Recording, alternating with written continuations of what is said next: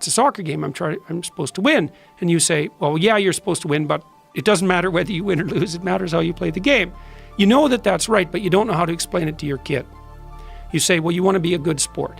Okay, so imagine this. This is how it works. And this is crucially important.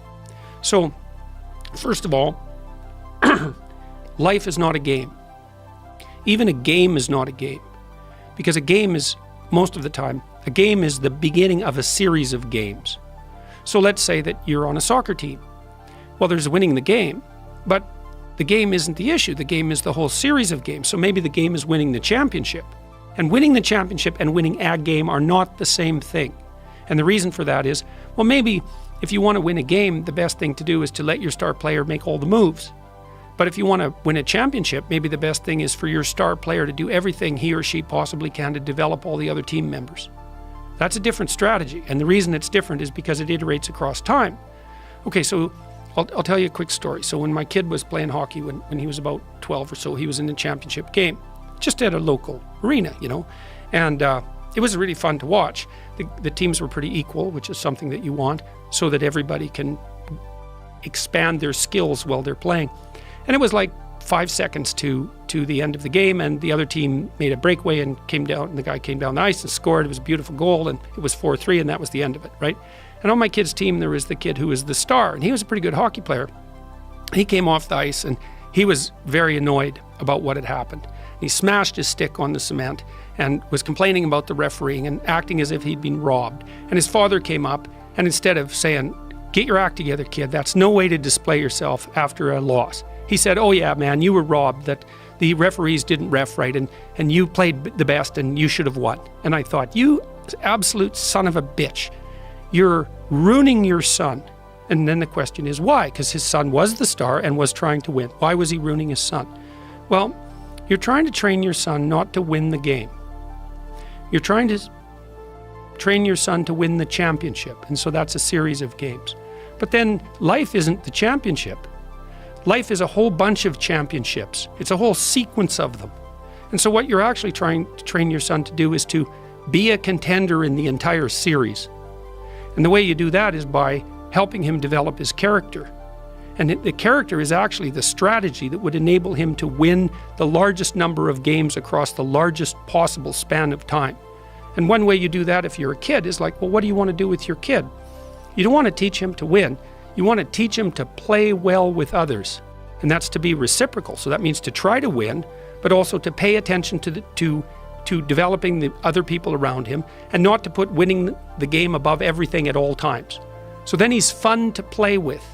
And this is absolutely crucial. You can help your kid become fun to play with between the ages of 2 and the age of 4. If your kid is fun to play with, then what happens? Kids line up to play with him. And adults line up to teach him. And if kids line up to play with him, then he'll have friends his whole life, and he'll be socialized, and he'll be invited to many games, some of which he'll win, all of which he'll be able to participate in. And if he's fun to play with, then adults will teach him things, and then he wins at life. And so when you say to your kid, it doesn't matter whether you win or lose, it matters how you play the game, what you're saying is, don't forget, kid, that what you're trying to do here is to do well at life. And you need to practice the strategies that enable you to do well at life while you're in any specific game. And you never want to compromise your ability to do well at life for the sake of winning a single game. And there's a deep ethic in that, and it's the ethic of reciprocity in games.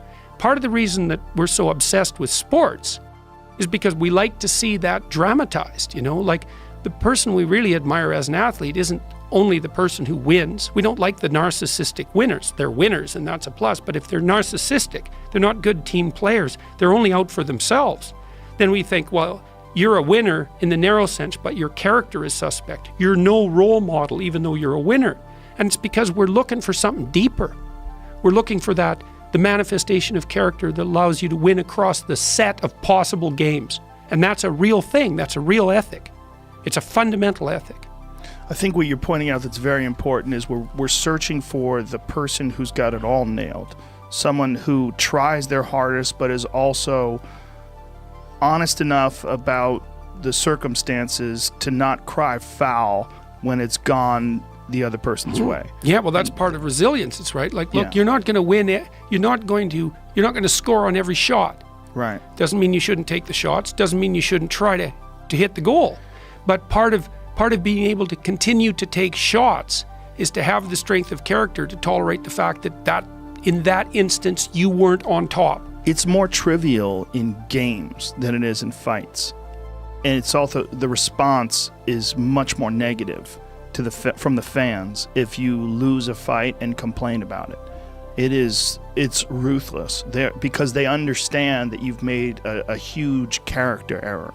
Yeah, so why do you think it's more important in fights than it is in games? Why do you think it's even because the highlighted consequences are so grave. Because you recognize that the high is much higher and the lows are much lower. To lose a basketball game sucks, but it's nothing like losing a fight. There's no comparison. It's not even close. So what do you think it is that damages the fighter if he complains about losing? Why is that a mistake? Why do the fans respond so negatively to that? Because they know. They know that you lost. They know that you're complaining for no reason and you're not a hero.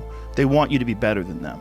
They want you to be the person that has the courage to step into a cage or a ring or wherever you, whatever the format is you're competing, and to do something that's extremely difficult. Mm-hmm. And when you do that, they hold you to a higher standard. Right, to lose with grace. Yes, and when you fall, especially if you were a champion, that is one of the most disappointing things ever, when a champion complains. Right. And it is, response is horrific from the audience. Okay, so that's a great example. So let's imagine, what does the person who loses something important with grace do? And the answer is fairly straightforward. He accepts the defeat and thinks, okay, what is it that I have left to improve that will decrease the possibility of a similar defeat in the future? Yes. Right? So what he's doing is, because the great athlete and the great person is not only someone who's exceptionally skilled at what they do, but who's trying to expand their skills at all times. Yes. And the attempt to expand their skills at all times is even more important than the fact that they're great to begin with, because the trajectory is so important. More important in particular to the audience.